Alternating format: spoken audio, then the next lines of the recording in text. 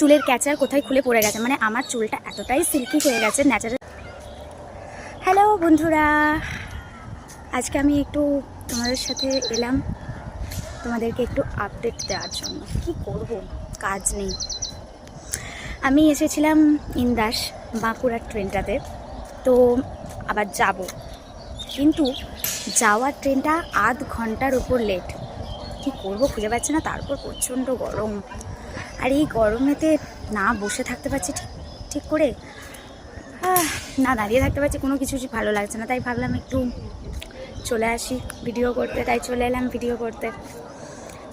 3:42 train, এখানে ফুরফুর করে হাওয়া দিচ্ছে, যে হাওয়াটা এখনও ঠিকমতো গায়ে লাগছে না, মনে হচ্ছে না গরম মিটবে। প্রচণ্ড ঘাম দিচ্ছে, দেখতে পাচ্ছ।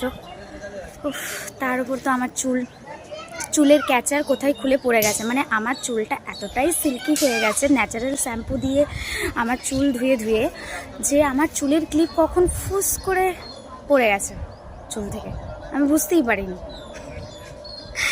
তো বুঝতে পারছি আমার চুলটা খুলেই রাখতে হয়েছে। কখনো কখনো ঘেমে যাচ্ছে চুলটা, আবার যখন বিরক্ত লাগছে আবার এঁটে দিচ্ছি। তো আমি এখনও কি করব কিছু খুঁজে পাইনি, ওই জন্য ভিডিও বানাতে শুরু করে দিয়েছি। তোমরা কি করছো আমার কমেন্ট বক্সে জানাও। আজকে আমি বাঁকুড়ার ট্রেনে ইন্দাস এসেছিলাম, কারণ ইন্দাসে আমার কলেজ আছে, বিএড কলেজ। তো সেই বিএড কলেজে একটু রেজাল্ট জমা দিতে হয়েছে, রেজাল্টের আপডেট হয়েছে, সেই কারণে সেই জন্য এসেছিলাম।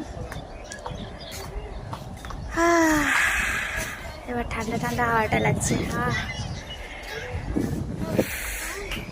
এই হাওয়াটা যদি কন্টিনিউ দিতে ভালো লাগতো। এত গরম, এই ঠান্ডা হাওয়াটাও মানে কিছু মনে হচ্ছে না গায়ে লাগাতেও। যাই হোক, ঠিক আছে, আবার তোমাদের সাথে পরে দেখা হচ্ছে। Tata, bye bye. ট্রেন আসুক, আমি ওয়েট করি।